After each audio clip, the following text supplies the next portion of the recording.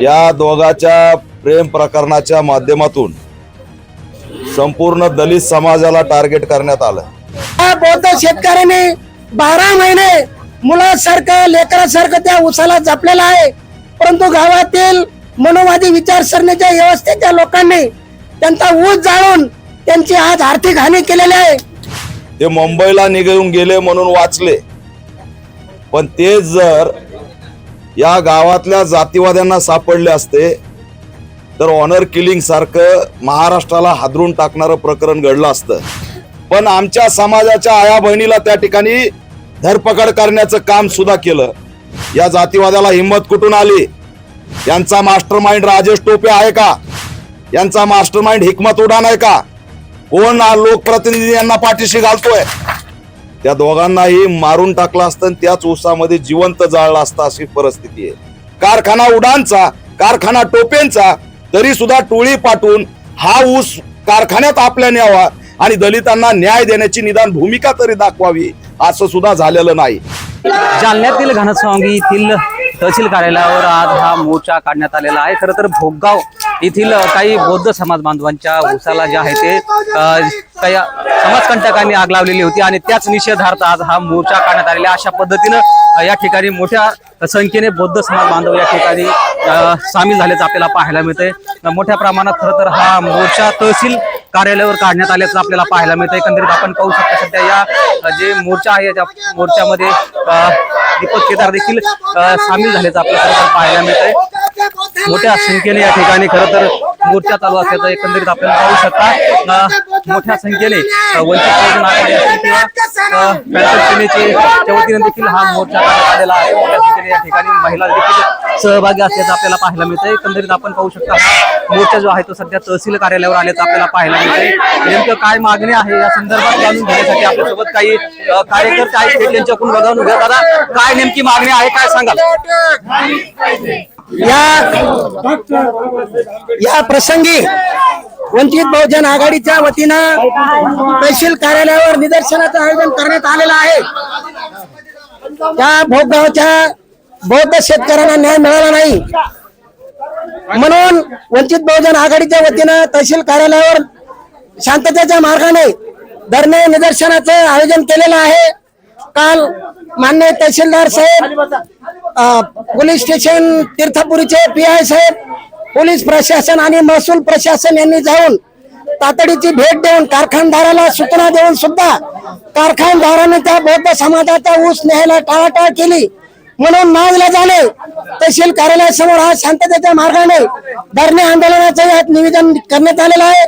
या प्रसंगी वंचित बहुजन आघाडीचे आमचे मराठवाड्याचे उपाध्यक्ष आदरणीय दीपकराव डोके, जिल्ह्याचे सन्माननीय अध्यक्ष रामप्रसाद थोरात सर, आमचे ज्येष्ठ नेते माननीय चोखाजी नाना सौंदर्य, सर्व सन्मान्य तालुक्याचे सन्मान्य अध्यक्ष समाधान तोडके, भाऊसाहेब सोनवणे, बाबासाहेब गालफळे यांच्यासह भोगाव मधील सर्व महिला भगिनी, सर्व वडीलधारे मान्य सर्व या प्रसंगी शांततेच्या मार्गाने आंदोलन करण्यास आलेले आहेत। तरी प्रशासनाला आमची एवढीच विनंती आहे की या बौद्ध शेतकऱ्याने 12 महिने मुलासारखं लेकरासारखं त्या उसाला जपलेला आहे, परंतु गावातील मनोवादी विचारसरणीच्या व्यवस्थेच्या लोकांनी त्यांचा ऊस जाळून त्यांची आज आर्थिक हानी केलेली आहे। त्यांना ताबडतोब त्यांची नुकसान भरपाई मिळाली पाहिजे, नसता यापुढे आम्ही अधिक आंदोलन करू, एवढा या निमित्तानं वंचित बहुजन आघाडीच्या वतीने शासनाला आम्ही निवेदन करतोय। यापुढे तातडीने तुम्ही या शेतकऱ्याला न्याय द्यावा, अन्यथा उग्र आंदोलन आमचं असेल पुढचं।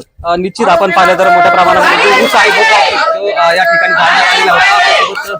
दीपक केदार भैया, भाई काय सांगाल, सध्या काय मागणी होती, काय सांगाल?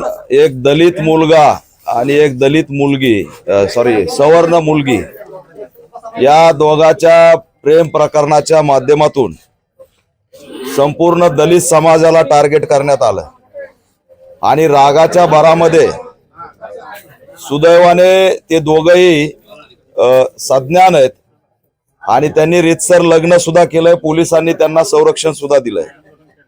ते मुंबईला निघून गेले म्हणून वाचले, पण ते जर या गावातल्या जातीवाद्यांना सापडले असते तर ऑनर किलिंग सारखं महाराष्ट्राला हादरून टाकणारं प्रकरण घडलं असतं. त्या दोघांनाही मारून टाकलं असतं आणि त्याच ऊसामध्ये जिवंत जाळलं असतं अशी परिस्थिती आहे. ज्या कुणावर या जातीवाद्यावर FIR झालेली आहे त्या अनेक वर्षांपासून त्या ठिकाणी जातीवाद करतात, समाजाला टार्गेट करतात. सुप्रीम कोर्टाचं जजमेंट आहे की त्या ठिकाणी जर मुलगा आणि मुलगी साज्ञान असेल तर ते लग्न करू शकतात आणि त्या संरक्षणाच्या अंतर्गत त्यांनी लग्न केलेलं आहे. त्यानंतर समग्र दलित समाजाला टार्गेट करण्याचं कारण काय? या जातीवाद्याला हिंमत कुठून आली? यांचा मास्टरमाइंड राजेश टोपे आहे का? यांचा मास्टरमाइंड हिकमत उडान आहे का? कोण लोकप्रतिनिधी यांना पाठीशी घालतोय? त्याच्यामुळे याला कुणीतरी मुख्य बळ दिल्याशिवाय या ठिकाणी ही घटना घडलेली नाही, लक्षात ठेवा. त्याच्यामुळे हे जातीवाद्यांनी आमचा पूर्ण समाजाचा ऊस जाळून टाकलाय. ऊसाचा मोबदला मिळावा हा संघर्ष तर बाजूलाच राहिला, पण आमच्या समाजाच्या आया बहिणीला त्या ठिकाणी धरपकड करण्याचं काम सुद्धा केलं. म्हणजे मोठ्या प्रमाणात हल्ला करण्याचं नियोजन त्या ठिकाणी होतं. आणि एकंदरीत बघता इथल्या लोकप्रतिनिधीने कसलीही दलितांबद्दल आस्था दाखवलेली नाही. हे आमदार उडान आतापर्यंत आमच्या समाजाला भेटायला आले नाहीत.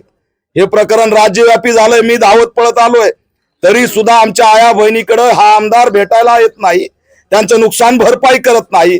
कारखाना उडानचा, कारखाना टोपेंचा, तरी सुद्धा टोळी पाठवून हा ऊस कारखान्यात आपल्या न्यावा आणि दलितांना न्याय देण्याची निदान भूमिका तरी दाखवावी, असं सुद्धा झालेलं नाही. म्हणून आज तहसीलवर आम्ही सर्व पक्ष संघटना या ठिकाणी आलेलो आहेत, समाजाला घेऊन आलेलो आहेत. ही प्राथमिक या ठिकाणची एक नोंद आहे. जर का येणाऱ्या 24 तासामध्ये समाजाला न्याय मिळाला नाही, तिथल्या PI पवार मॅडम यांचे आम्ही आभारी आहेत की त्यांनी कसलाही विलंब न करता FIR दाखल केला.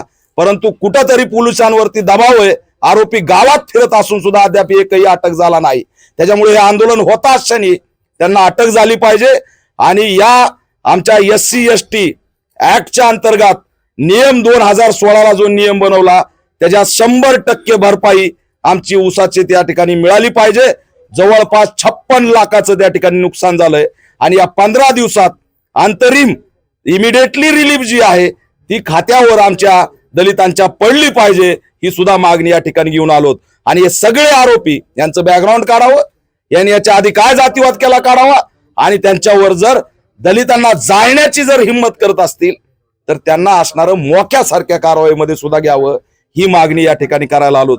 आजचं आंदोलन हे प्राथमिक आहे, तातडीचं आहे. जर उद्या न्याय नाही मिळाला तर आम्ही त्या ठिकाणी मोठ्या प्रमाणात जालन्यामध्ये मोर्चा काढल्याशिवाय राहणार नाही आणि हा मुद्दा राज्यव्यापी केल्याशिवाय राहणार नाही. राज्य सरकार आणि मुख्यमंत्री, गृहमंत्री, अनुसूचित जाती जमाती आयोग, महिला आयोग यांनी तात्काळ दखल घ्यावी आणि आमच्या सगळ्या या बौद्ध बांधवांना पोलीस संरक्षण सुद्धा कायद्यातलं द्यावं, ही सुद्धा मागणी या ठिकाणी आम्ही करतोय. लवकरात लवकर जर आरोपीला अटक झाली नाही तर त्या ठिकाणी आम्ही जालन्याला मोर्चा काढू. निश्चित आपण पाहिलं तर कुठेतरी लवकरात लवकर जे आरोपी यातील आहे की त्यांना लवकरात लवकर पकडण्याची मागणी जी आहे ती दीपक केदार यांनी केलेली आहे. आता या सध्या स्थितीमध्ये हा मोर्चा तहसील कार्यालयात आलेला आहे.